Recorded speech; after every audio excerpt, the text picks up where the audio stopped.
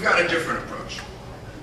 We're going to cut spending. We're going to cut taxes. I guarantee you, in a Giuliani administration, the days of anonymous earmarks are over. I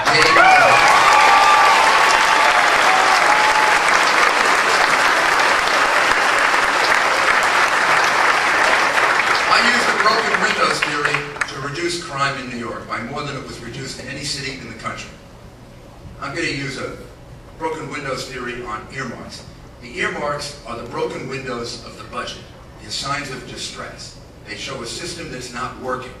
It's like graffiti on the wall of our spending culture. So we'll end earmarks. We will make sure that that anonymous spending, that anonymous pork barrel spending, that just like Hillary's proposal, adds up to a lot of money when you finally calculate all of that.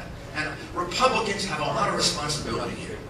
When people tell me we lost Congress last time, I believe one of the reasons we lost Congress is, unfortunately, our party in the Congress became just like the Democrats as far as spending money.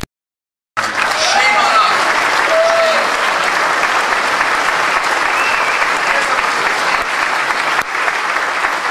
And what we stand for is fiscal discipline. And when I'm nominated, we'll have this party back as a party clearly rooted in fiscal discipline. Restraining spending, no more earmarks, low taxes, a growth party. But just in case you think that Democrats keep their word, they said they were going to do away with earmarks. You know how many they requested in the first 6 months of this Congress? 32,000. That's 32,000 times that they didn't keep their word, and they're going in a direction that is worse than the Republicans. But you had to know that, because Republicans are amateur spenders, and Democrats are professionals.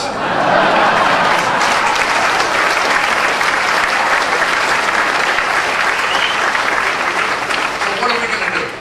What we're going to do is, first, just like we did in New York, we're going to keep the marginal tax rate low. We're going to make sure that the Bush tax cuts, the level of the Bush tax cuts becomes permanent. They don't get reversed.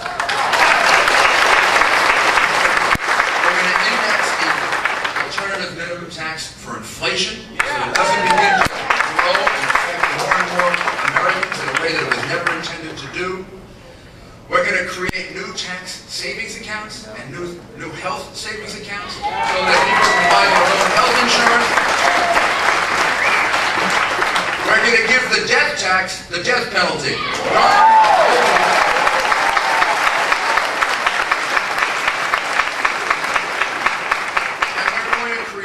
One-page tax form by simplifying the tax code so that if you want to, you have the alternative on one page to file your taxes. We'll call it a, how about we call it a fast tax? We'll get it over with quick.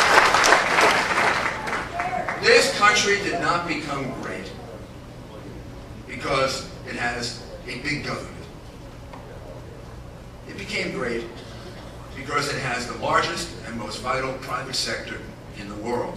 That's why we're a great country. We're not a great country because of our government. We're a great country because of our people.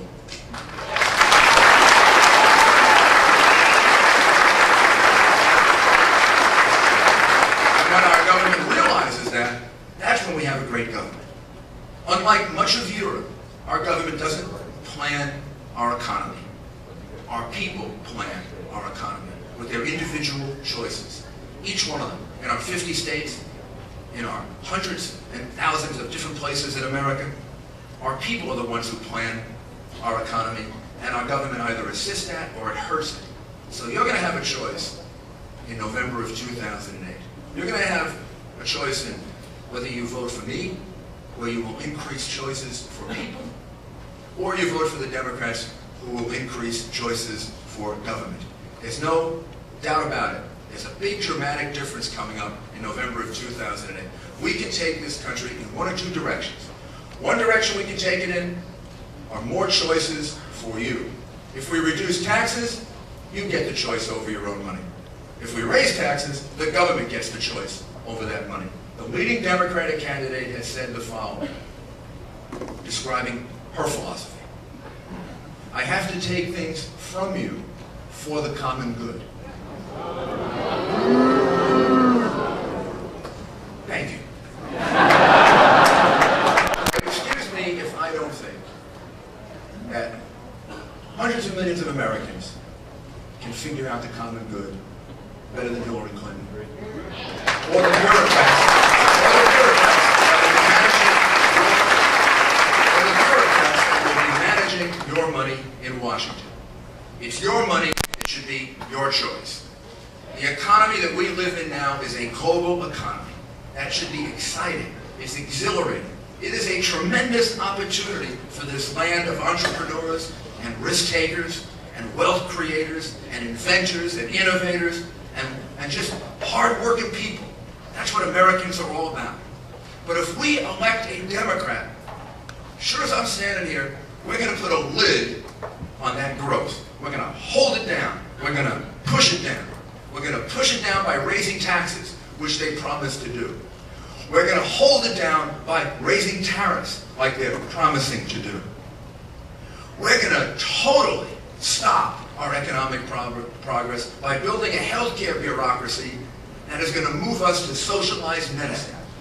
And when our medicine becomes socialized under Hillary Clinton, just where are the Canadians going to go for their healthcare?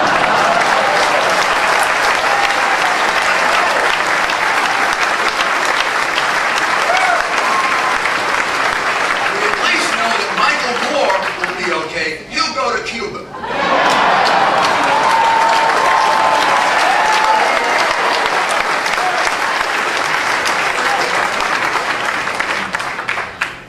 But if you elect me President of the United States, instead, what you're going to see is, you're going to see not a lid on that growth. You're going to see that growth become unlimited. You know why it becomes unlimited?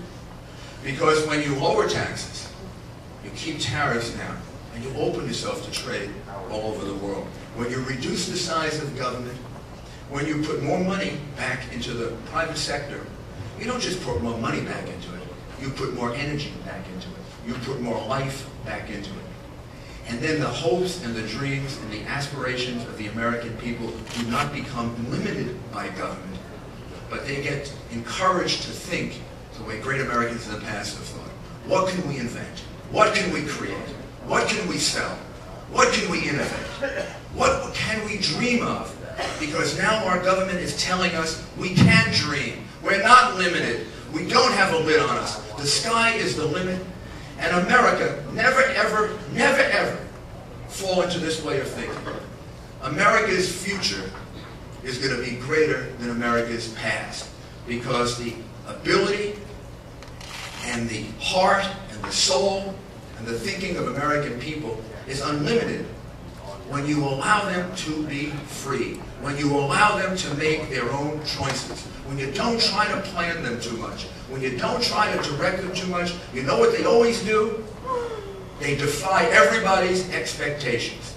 That's what your organization is about. The policies that you're about free the American spirit to soar. So keep fighting for them. Let's work together. And in order to accomplish this, let's make sure we have a Republican president in November of 2008. I think I have the one for you. But thank you very, very much.